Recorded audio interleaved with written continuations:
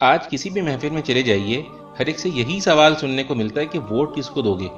کوئی کہتا ہے کہ میں اس کو دوں گا جو وقت پڑنے پر میرا کوئی جائز ناجائز کام تو کروا سکے، گویا ووٹ نہ ہوا رشوت ہو گئی کہ ادھر ووٹ دو اور ادھر کام نکلواؤ۔ کوئی کہتا ہے کہ میں تو اپنی برادری کو دوں گا، گویا ساری دنیا کی قابلیت تو ان کی ہی برادری پر ختم ہے۔ کوئی کہتا ہے کہ میں تو اس کو دوں گا جو جیت رہا ہو، گویا ووٹ نہ ہوا سٹا ہو گیا۔ کوئی کہتا ہے کہ سسٹم ہی ٹھیک نہیں، میں تو ووٹ ڈالوں گا ہی نہیں، گویا آپ کے ووٹ نہ ڈالنے سے تو سب ٹھیک ہو جائے گا نا۔ تو بھائیوں، کیا آپ نے اللہ کا حکم نہیں سنا کہ امانتیں اہل امانت کے سپرد کر دو؟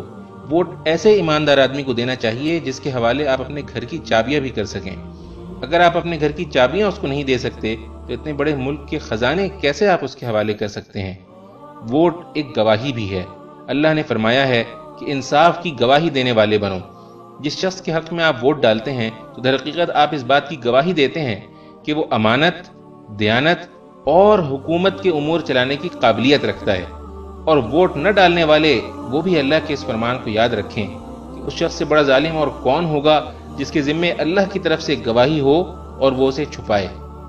پھر سنیں میرے بھائی، ووٹ ایک سفارش بھی ہے۔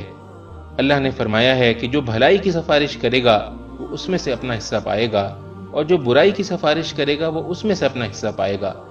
آپ کے ووٹ سے جو جیتے گا، آپ کی برادری کا ہو یا نہ ہو، اور ملک میں اچھے کام کرے گا، اس میں آپ کا بھی اجر ہوگا، اور اگر وہ برے کام کرے گا تو اس کے گناہ میں آپ بھی برابر کے شریک ہوں گے۔